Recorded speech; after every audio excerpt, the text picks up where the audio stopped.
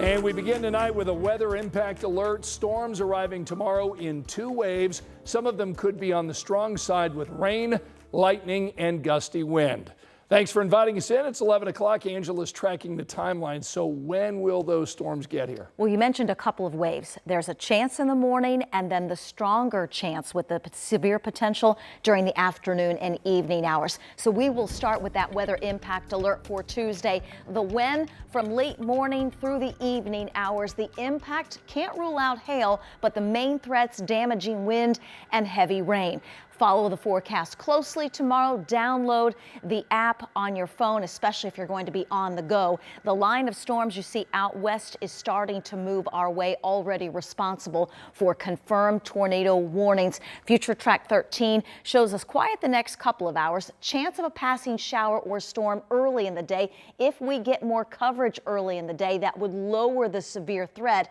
Unfortunately, it looks like that severe threat will continue through the afternoon and evening hours. I'll continue the timeline in a few minutes. All right, Angela, see you in a bit. And as she mentioned, make sure you've got that WTHR weather app on your phone. You can check our interactive radar, go to the weather blog anytime right on your phone.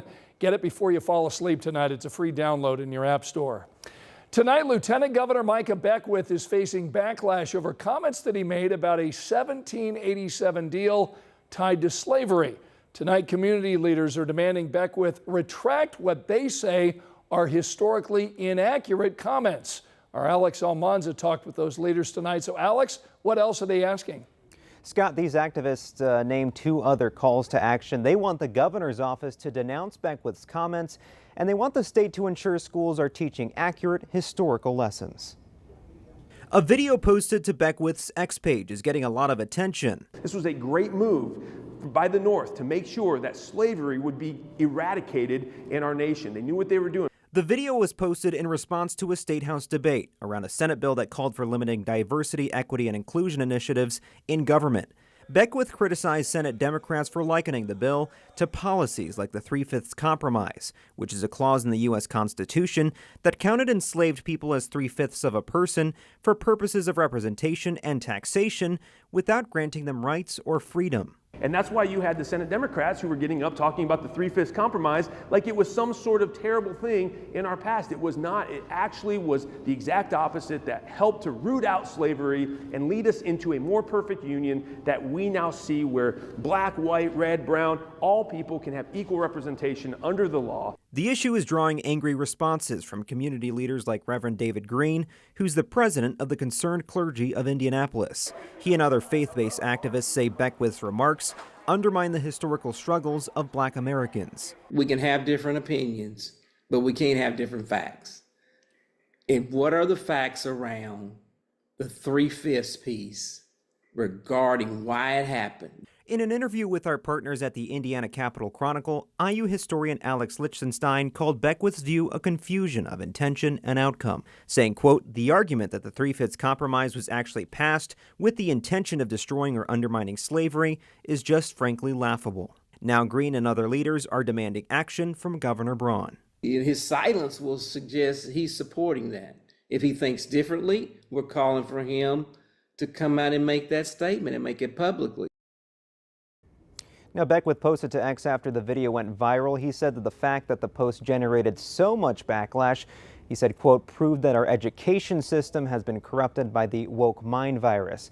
Now, we've also reached out to Governor Braun's office, but we have not heard back. Scott. All right, Alex, thanks so much. 15 people tonight are under arrest tied to spinning and reckless driving investigations. So according to IMPD, officers recovered 6 guns and towed at least 5 cars over the weekend. In one case, police tell us they saw 2 men dancing on a car and pointing weapons into a crowd. When officers tried to pull the men over, there was a brief chase before the men were taken into custody. Tonight, police are telling us these situations aren't fun, they're dangerous. We've also unfortunately seen incidents where bystanders are hit, or law enforcement vehicles are damaged in these illegal incidents. We want the community to know that those types of behaviors are not going to be tolerated. There's fun, safe, legal ways to enjoy your vehicle. Officer Drew Brown points to an event Saturday hosted by IMPD and an Indy Car Club. The goal was to promote a safe and legal car show. Thousands of people showed up for that event at the old airport parking garage. Well, sometimes we report on stories that are really hard to describe, and this is one of those cases. So let's just start with the allegation from a woman living in an apartment here in Indianapolis. He just pulled it out and peed right here in my sink.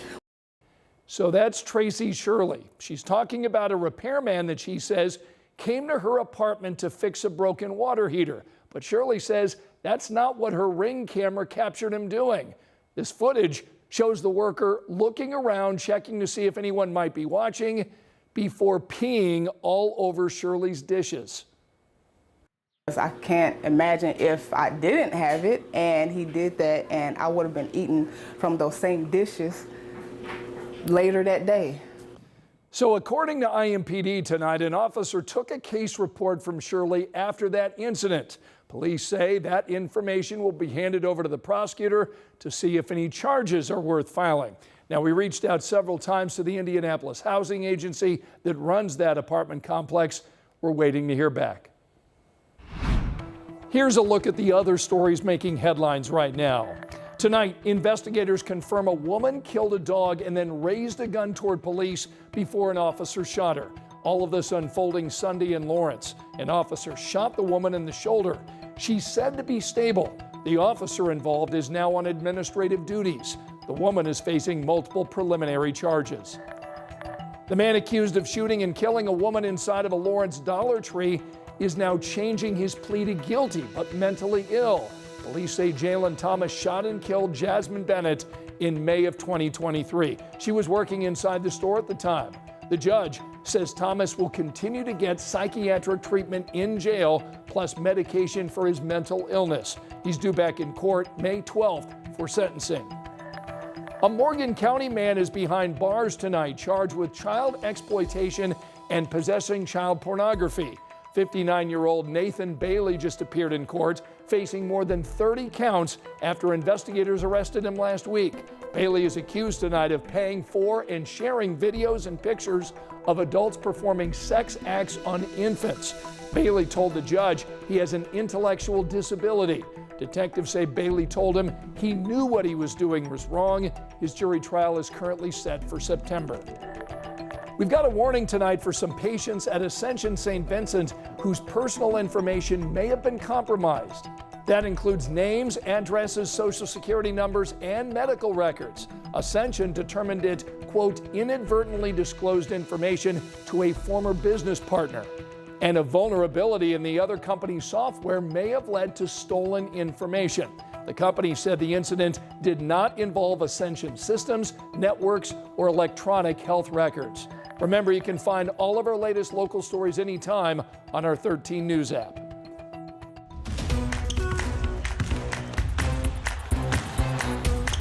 It feels different and it feels good because we have new leadership, we got new players, we got vet leadership, and so I think all that combined just makes for a good atmosphere right now.